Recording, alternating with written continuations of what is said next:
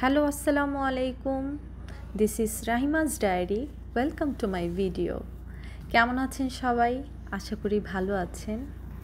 দেখতেই পাচ্ছেন আজকে আপনাদের সামনে কি নিয়ে হাজির হয়েছি। বোরহানি বানানোর জন্য চলেন কি লাগবে দেখাই। প্রথমে আমরা এখানে পুদিনা পাতা, এখানে যে পুদিনা পাতাটা দেখছেন আপনারা, এটা আমাদের গাছের একদম ফ্রেশ পুদিনা পাতা। আর সাথে নিয়েছি এখানে সাদা সরিষা, একটু লবণ, একটু চিনি। আর এখানে নিয়েছি টক দই। আমাদের ফ্রোজেন করা টক দইটা ইউজ করতে হয়েছে যেহেতু নর্মাল টক দইটা ছিল না। চলুন এখন পুদিনা পাতা, সরিষা সাথে কাঁচামরিচ একসাথে একটু ব্লেন্ড করে নিব। আর হ্যাঁ, সেটা তো বলাই হলো না, আমি একটা মশলা ইউজ করেছি এখানে আমাদের একটু বিট লবণ আছে একটু গোলমরিচের গুঁড়ো, এগুলো সব দিয়ে একটা মশলা বানিয়েছি। আর এখন আমরা ব্লেন্ডারে ঢেলে দিব। এখানে আমরা একটা ব্লেন্ডার নিয়েছি, তো এখানে আমি টক দইটা আগে ঢেলেছি। এখন পুদিনা পাতাগুলো দিয়ে দিব।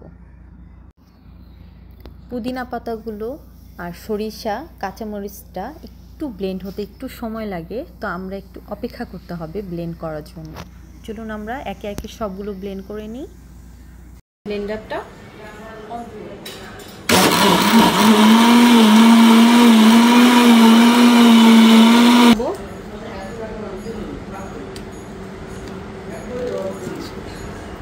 এখন আমরা এই যে মশলাটা আমরা রেডি করেছি এটা দিব। কাছে আনো।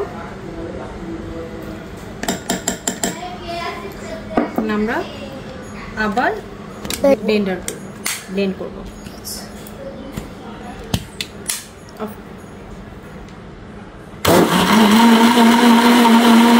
এখন আমরা এই পর্যায়ে আমরা দেখব এটার ঘনত্বটা কেমন।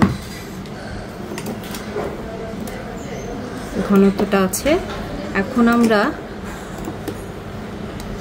একটু ঘনত্বের জন্য, একটু ক্রিমি একটা টেস্টের জন্য, এই জন্য আমরা একটু 3-4 চামচের মতো গুঁড়া দুধ ইউজ করব।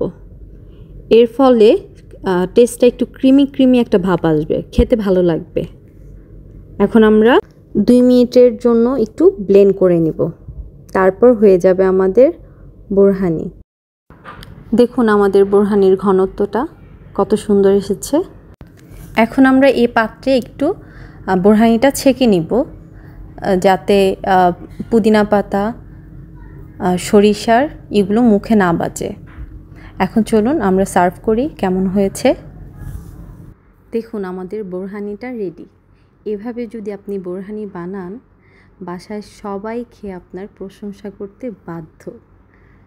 রিয়েলি এত ইজি বোরহানি বানানো, একবার ট্রাই করে দেখতে পারেন। আর হ্যাঁ, ভিডিওটি যদি আপনাদের ভালো লাগে অবশ্যই লাইক, কমেন্টস অ্যান্ড সাবস্ক্রাইব করতে ভুলবেন না। আমাদের জন্য দোয়া করবেন। ধন্যবাদ।